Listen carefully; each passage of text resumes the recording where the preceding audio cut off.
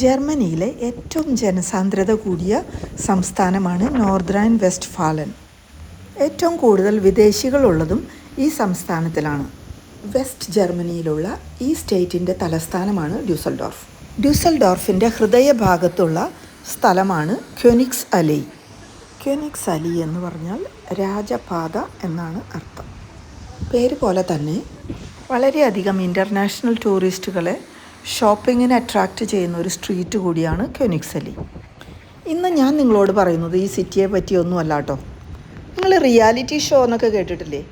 അമേരിക്കയിൽ നിന്നും തുടങ്ങി പിന്നെ എല്ലാ രാജ്യങ്ങളിലേക്കും പകർച്ചവ്യാധി പോലെ പകർന്ന ഒരു പരിപാടിയാണ് റിയാലിറ്റി ഷോ. കേരളത്തിലുമുണ്ട് റിയാലിറ്റി ഷോ. പക്ഷേ ഇന്ന് ഞാൻ നിങ്ങളെ കാണിച്ചു തരുന്നത് പക്ഷികളുടെ ലോകത്തിലെ കാഴ്ചയാണ്.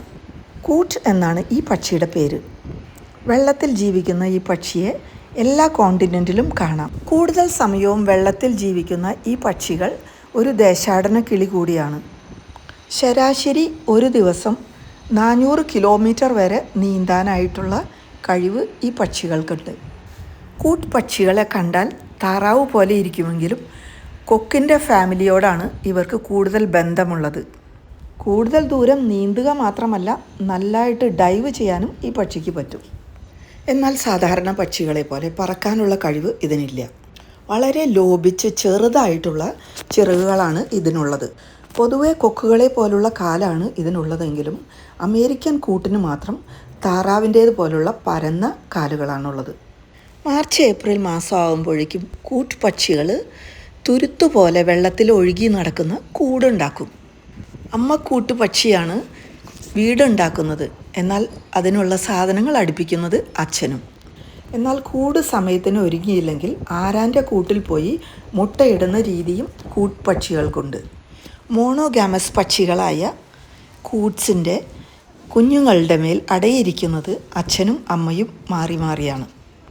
കുഞ്ഞുങ്ങൾ ഉണ്ടായിക്കഴിഞ്ഞാൽ അതുങ്ങൾക്ക് ഭക്ഷണം തേടിയുള്ള യാത്രയിലാണ് അച്ഛൻ. മുങ്ങാൻ കുഴിയിട്ട് വെള്ളത്തിൻ്റെ അടിയിൽ നിന്ന് ഭക്ഷണം കൊണ്ടുവന്ന് ഓരോ കുഞ്ഞുങ്ങളെയും തീറ്റിച്ചിട്ട് വീണ്ടും യാത്രയാകും അച്ഛൻ. എന്നാൽ കരയുന്ന കുഞ്ഞിനെ പാലുള്ളൂ എന്നുള്ള തിയറി ഇവിടെയും ആപ്ലിക്കബിൾ ആണ്. കുഞ്ഞുങ്ങൾ ഭക്ഷണത്തിന് വേണ്ടി പേരൻസിനോട് ബെഗ് ചെയ്യണം.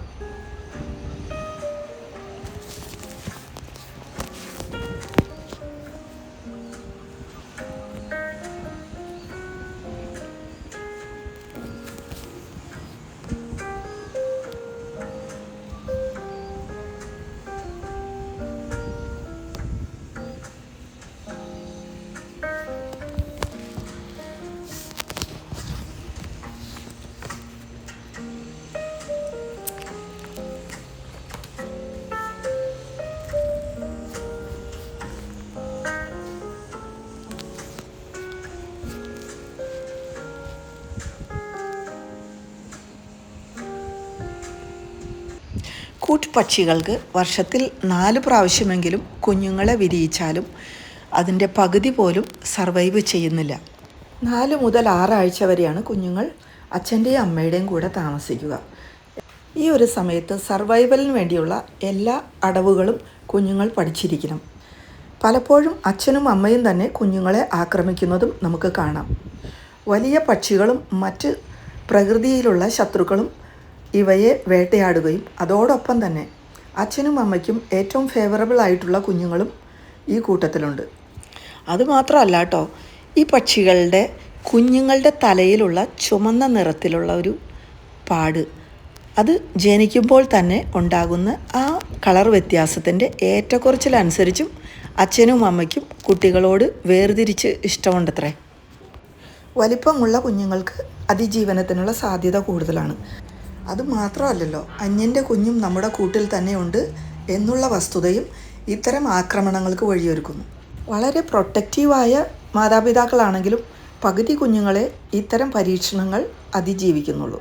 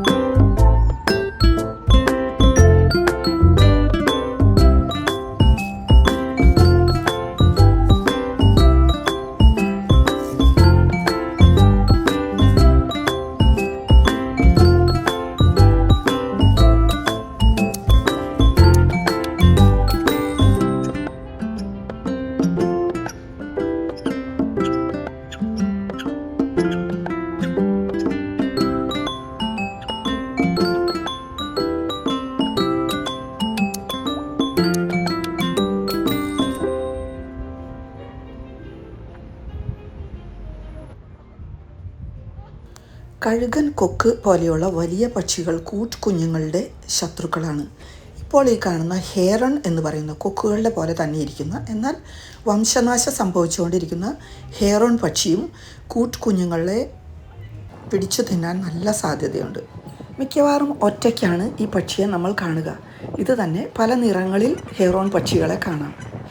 കഴുത്തിലും തലയിലുമുള്ള മനോഹരമായ തൂവൽ കൊണ്ട് ഈ പക്ഷിയെ തിരിച്ചറിയാം. കൊക്കിൽ നിന്ന് വ്യത്യസ്തമായി കഴുത്ത് വളരെ സ്ട്രെയിറ്റ് ആയിട്ടാണ് ഇത് പിടിക്കുക. ഏകാഗ്രതയോടും സമാധാനത്തോടും കൂടി എവിടെയെങ്കിലും ഈ പക്ഷി ഇരിക്കുന്നുണ്ടെങ്കിൽ അതിൻ്റെ അർത്ഥം അത് ഇരയെ കണ്ട് വളരെ ശ്രദ്ധയോടുകൂടി ഫോക്കസ് ചെയ്തിട്ടുണ്ട് എന്ന് നമുക്ക് മനസ്സിലാക്കാം. ഇരയെ കിട്ടിയാൽ ഉടനെ തന്നെ മിനിറ്റുകൾക്കുള്ളിൽ അതിനെ വിഴുങ്ങാനും ഇതിന് കഴിവുണ്ട്. ചെറിയ പക്ഷികൾ, പ്രാണികൾ, മത്സ്യം, തവള, എലി ഇതിനെയൊക്കെ നിമിഷ നേരങ്ങൾ കൊണ്ട് ഹെറോൺ അകത്താക്കും. അമ്മയ്ക്ക് അതിൻ്റെ കുഞ്ഞിനെ രക്ഷപ്പെടുത്താൻ പറ്റിയില്ല. കാരണം അത്ര ഫാസ്റ്റായിട്ടാണ് ഹെറോൺ പക്ഷി വന്ന് അതിനെ പറന്ന് പിടിച്ചു കൊണ്ടുപോയത്.